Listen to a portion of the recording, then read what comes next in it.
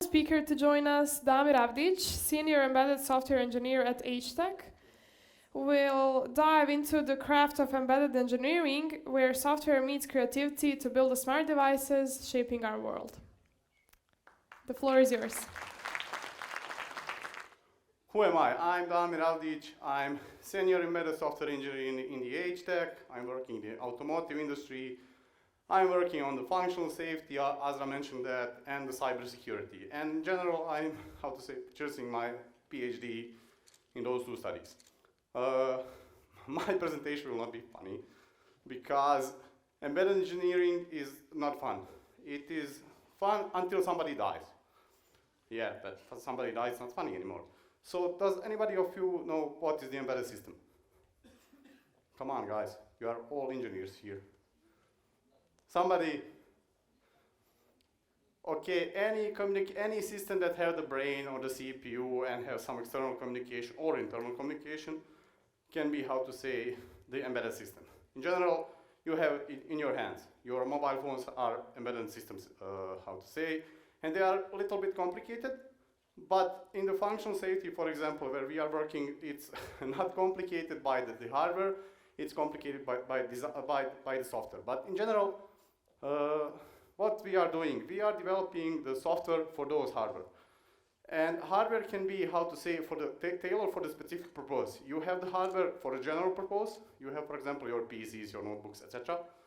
Those are the general purpose hardwares. But for the embedded systems that are on the critical side of the engineering, you have specific hardware that is only working for that. For example, automotive, chemistry industry, power plants, etc. In general, look, guys, I didn't prepare any speech. They told me I need to motivate you. Sometimes I cannot motivate myself, but I will try. So if you want to go here, you need to have the skills to understand the hardware and the software. So you need to know the basic electronics, etc., but we will see later. So this is my career path. Is it working? Yeah.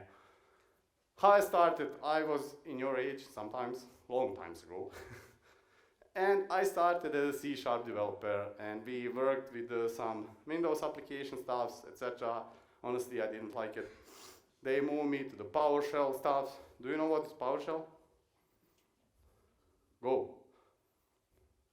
What is that? That's the command for the Windows. Yeah? It's more powerful than CMD. And we have some test automation stuff in the PowerShell. I love that because I learned a lot about the Windows, I learned a lot about the networking, etc. But it's not engineering from my perspective. And I moved to the Java Spring backend developer. Probably all of you know what that is.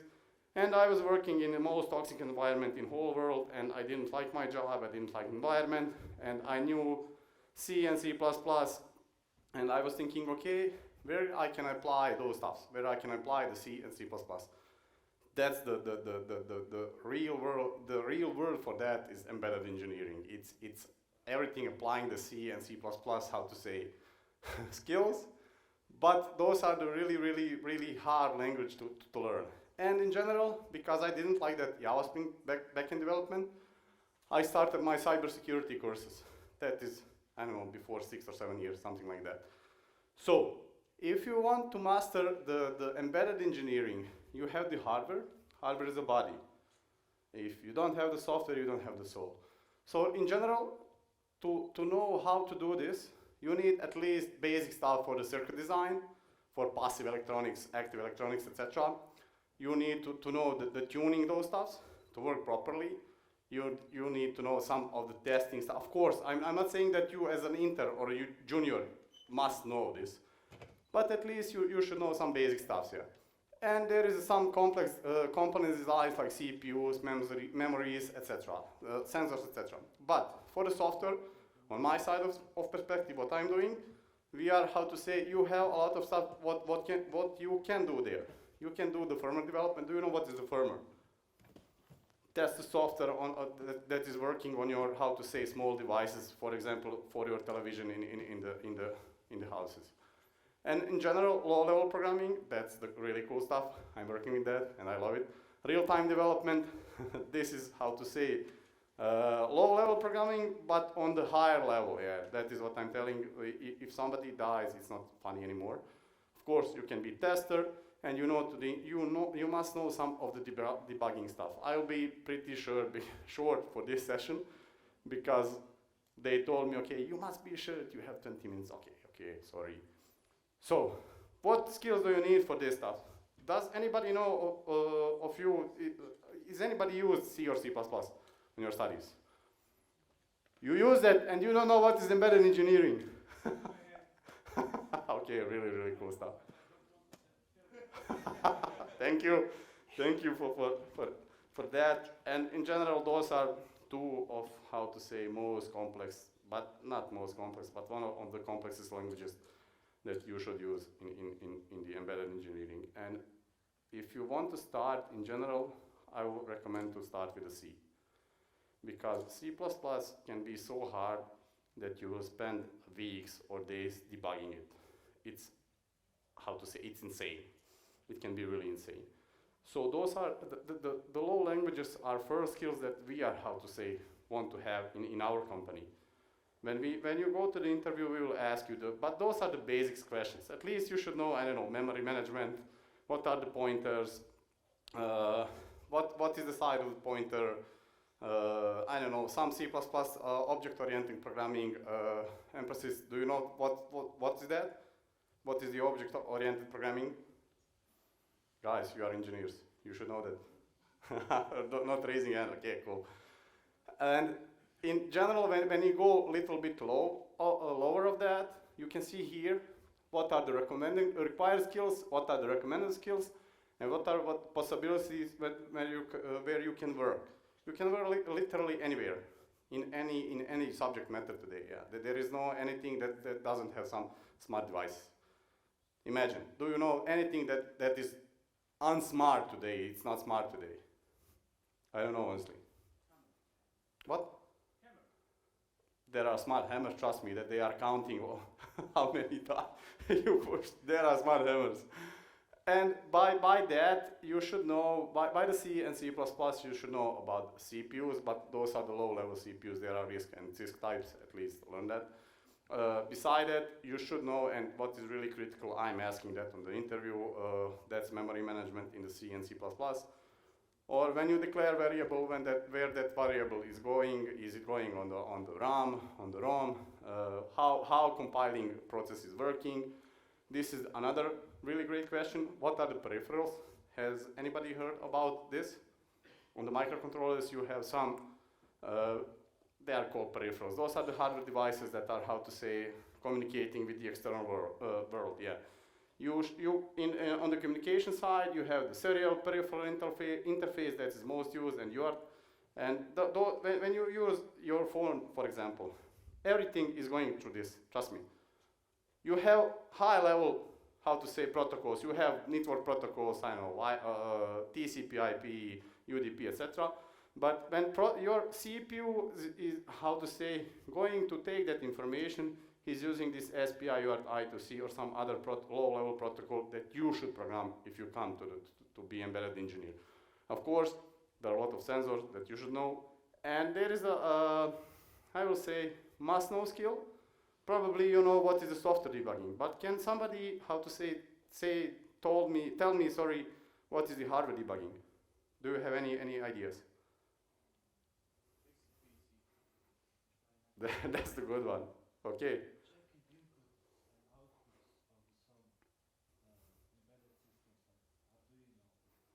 That's really good one. But imagine if you have a real-time operating system and you want to see if everything is working properly.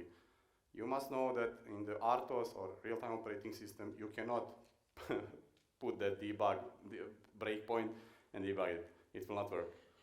In most of the cases, it will not work because there are the processes that are, how to say, taking each other, etc. And it's really complicated. But you have something that is really, really simple on the hardware device, and you can see if your code is working. It's called LED or diode. So you can always ping the diode to see what's going on there. Yeah. And there are, of course, architecture layers on the embedded systems. First is hardware abstract layer. Do you know what that is? those are the most level stuff that you are programming. The registers on the CPUs, those communication protocols, those peripherals like direct memory access, AD converters, timers, etc. After that, you have the RTOS. I'm talking here, this is especially for the functional safety system when they are super related to the safety. Of course, you can have, I don't know, some electronic devices that doesn't have, they must have this. They must have hardware abstraction layer, but RTOS is only for the functional safety systems. And in general, you have the communication protocols about it. It's Ethernet, it's UDP, I think somewhere they are here.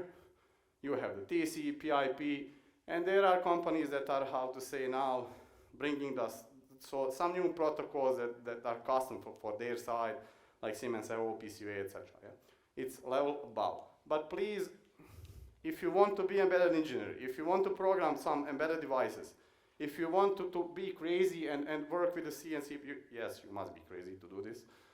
If you want to do it, please remember this. At least you should know those stuff. Not everything, of course, because you have, how to say, different layers that you are going to work. You can work on the low level, how just to program those devices, like Olga mentioned.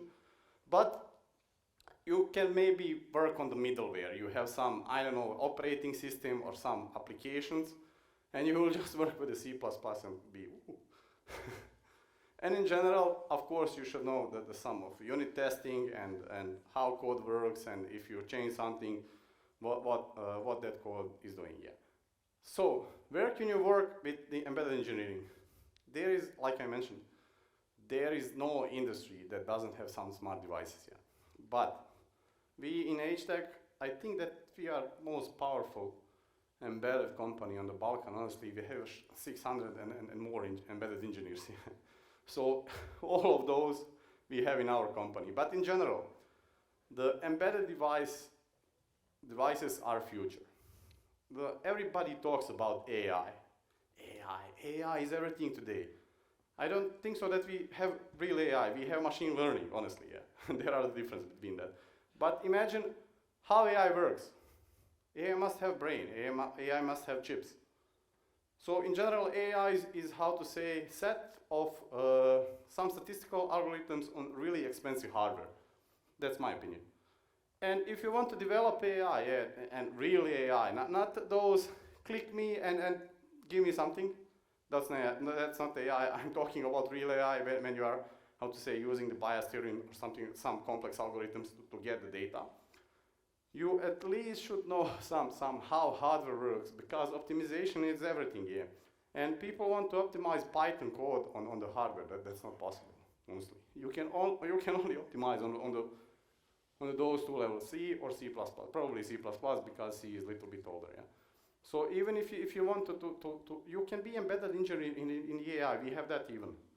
Yeah, to work to develop the hardware stuff for the AI.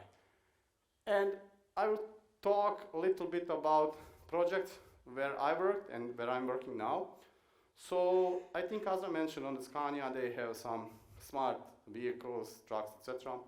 And we are working on those stuff. We are working on the ADAS system. Do you know what is the ADAS?